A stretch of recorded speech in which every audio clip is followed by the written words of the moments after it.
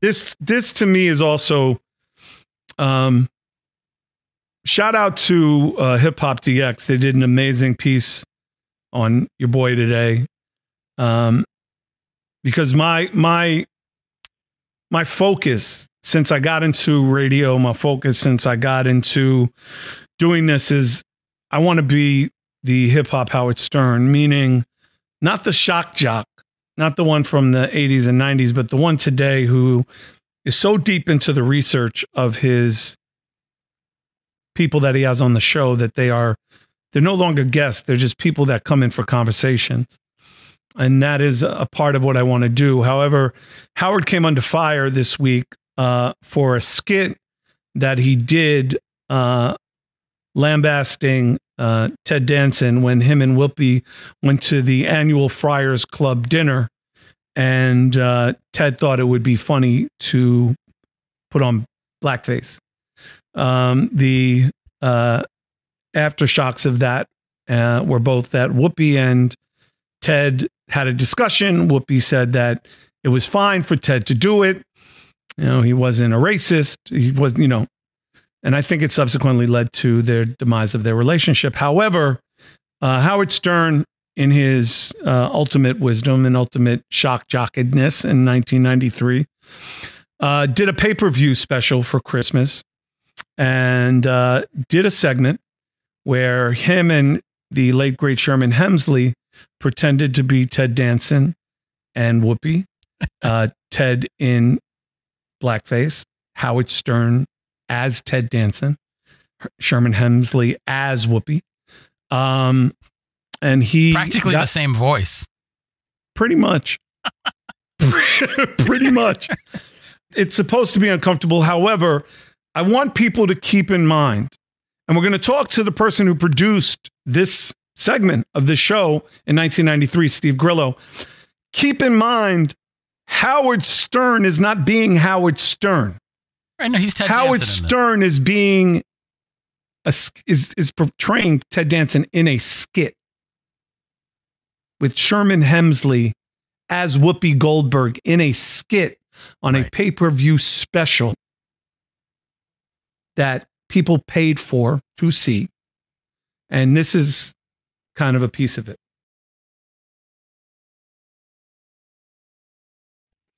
So again, that was Howard Stern being Ted Danson, the late great Sherman Hemsley being Whoopi Goldberg. The drama that Howard got into this week was that he used the N-word. But he wasn't using the N-word. He was using the N-word in a skit that was pushing the limits of the Friars Club appearance of that year. The producer of that skit and a friend of the show, Steve Grillo, joins us. Steve, what up, partner? Yo, always a pleasure and honor to be on your show. First, I'd like to ask how you, your wife, and your family are doing. We're good, thank you. You? Everything's going good. Things are cool. We're, moving along. Everybody knock wood, whatever you got to knock. It's cool. I'm in a war zone down here in New York. It's kind of crazy.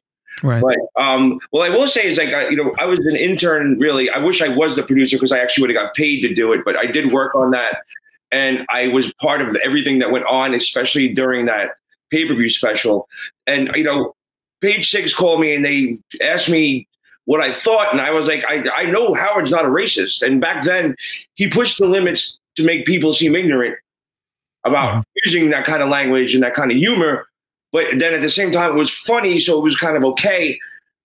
When you know someone off the air and you know someone personally, you know as well as I do when you meet a racist.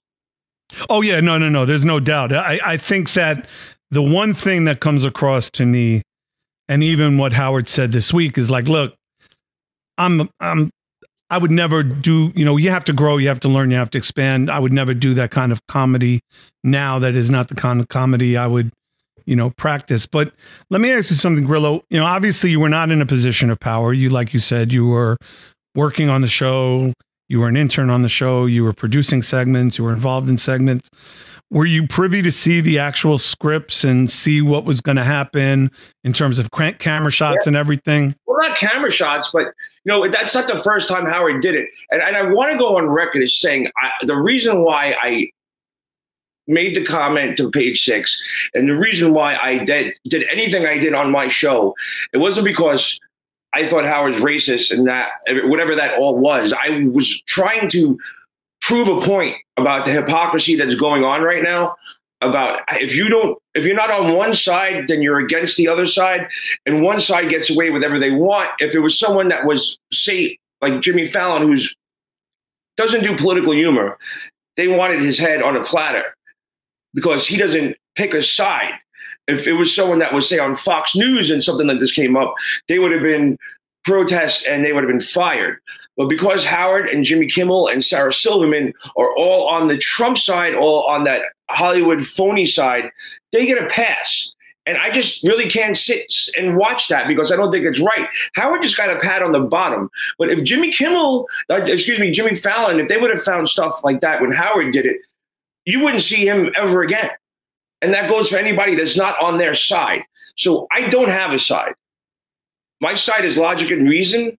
And I just wanted to point out the hypocrisy of, I knew that Howard was going to get a pass for this, but if it was someone else that did it, they would have been lynched.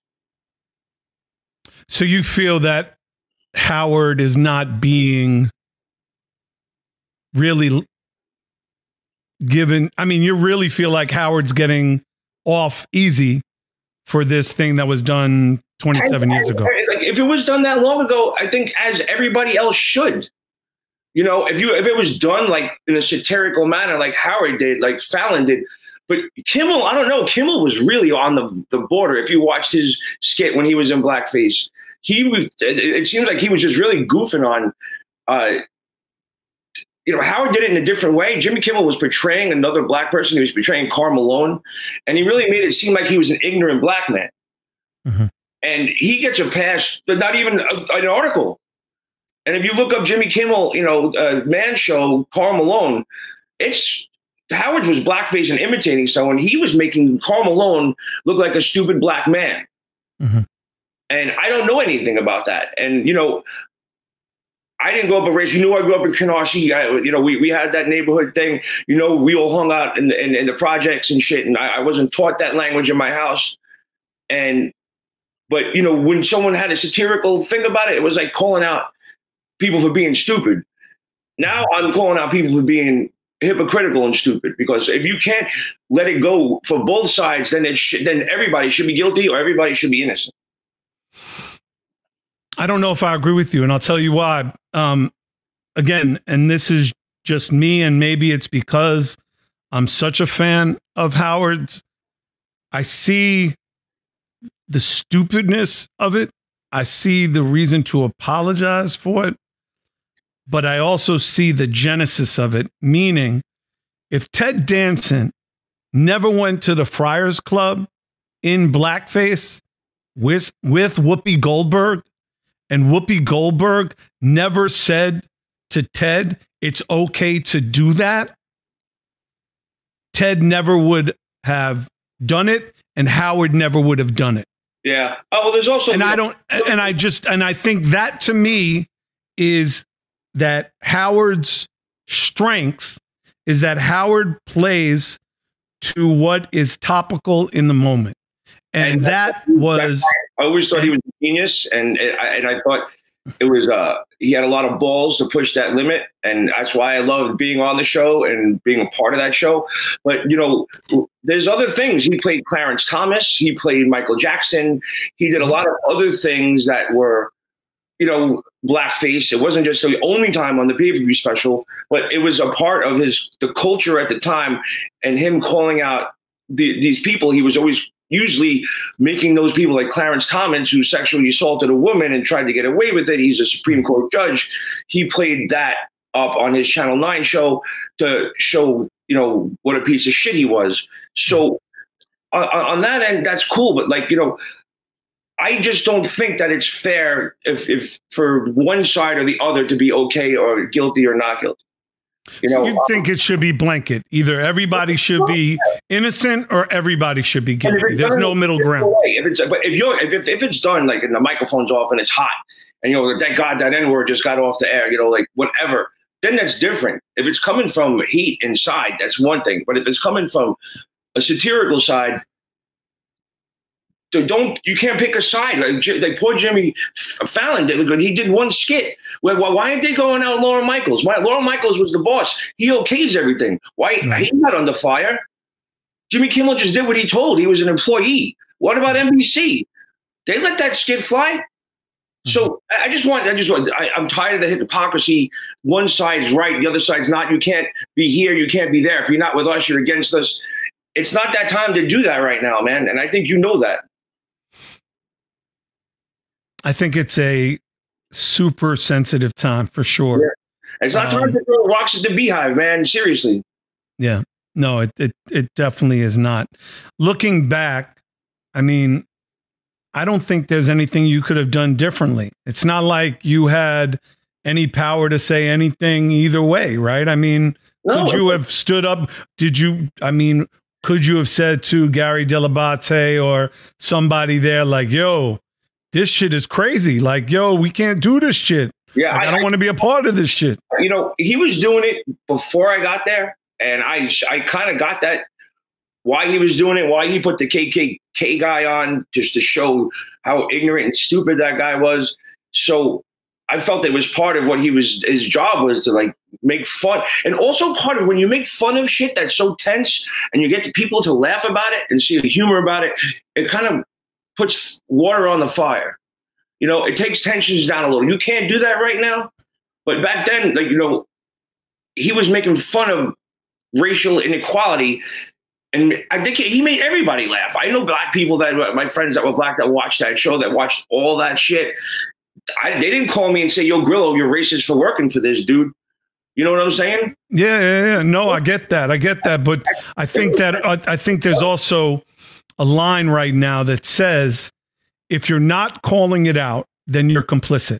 If you're silent today, you're complicit, right? So were you complicit in 1993, letting that shit slide and not saying, you know what? I understand, Howard, it's your shit. This ain't my shit. I grew up in Canarsie projects. Like, I can't go home and see my people and be a part of this shit. Like, so with your silence, were you essentially complicit? Or did you realize that, yo, this is a great opportunity working for the greatest guy in radio? I was happy that they let me in the door every day, bro. Right. I was at Nazareth High School, in my car senior year, and I was late for every class because I was like, Howard, go to break. I was a fan, Yep. And then when I went to Hunter College and I was listening on my headphones and I realized that the radio station was 10 blocks down the road, I went up there and I walked in the radio station and I was standing in the lobby and I just remember there was the receptionist and the door to get in. There was this ugly green plant. And I said, I have to get past that green plant. And I did. There was nothing that was going to stop me because I knew the greatness and the importance of what they were doing at that time. I don't doubt that in 1993, 94, 95, 96, that stint of time for Howard was probably his strongest run on terrestrial radio. Yeah, there's no doubt. I got to do the Crucified by the FCC, the Channel 9 show, Private Parts, the E! Show, the movie. I was part of all that shit, and it was amazing. Right. And I didn't realize it until when I started screwing around with podcasts and shit that I got to, not that I'm a doctor, but doctors go to school for 8 years. I was in the Howard Stern show for 8 years. I went to the Harvard School of Radio, man. There's no doubt. Yeah, no. You're absolutely right. You know what I'm saying? And that's exactly what that is. Grillo, thank you always for being on. Oh, man, we got your back. I'm one of your biggest fans. I was up in my trailer last week. I had the Cactus album blasting the whole time. I know every word to every song. Thank you, brother. Your rhymes are hotter than a prostitute with gonorrhea. Come on, man. Yeah. That is definitely that dude Nas right there. Yeah. Mr. Illmatic himself. So Shockwave XL still going strong. Shock XL Network on YouTube and Facebook, and then I got my show Grillo's Aftershock XL, and I'm starting. The network is now. I'm getting some people on. I got a new show with a very talented journalist and George Flowers. You remember George? Oh yeah. George is going to be doing. Oh shit! George is going to be doing news for me. He's also doing The Alarmist with a very talented journalist, Jesse Nash. It's conspiracy theories and coffee. It's going to be debuting tomorrow. They got a bunch of conspiracy theories as journalists that they are investigating. And then my friend Stacey Pressman, she's going to be coming out with Pressman on Fire. So I'm building a little network here, Serch. That's great. And you got don't you have Tim Sabian working for you, the former producer? Is my consultant in my ear. He's a little bird. He's your consigliere, as we say around the way. Yeah, no doubt. Old school G shit. He calls me every day. This shit bothers him, bro. Really? He calls me that I can't believe you got away with this and that, blah, blah, blah. Wow. He's kind of hot on this topic right now because he feels the same way. Like if these people can do it, then why can't they do it kind of thing? So it's not about a hatred for Howard, but it's just like, how does he get away with this shit? You know? Well, he's got 34 million followers, I think 34 million listeners that he built Sirius XM. It's a behemoth. So I think that's a strength. Grillo, thank you as always, man. Love you, brother. Thank you. Love to see your beautiful wife. Thank you for having me. Yeah, stay healthy, stay safe, brother. Thank you.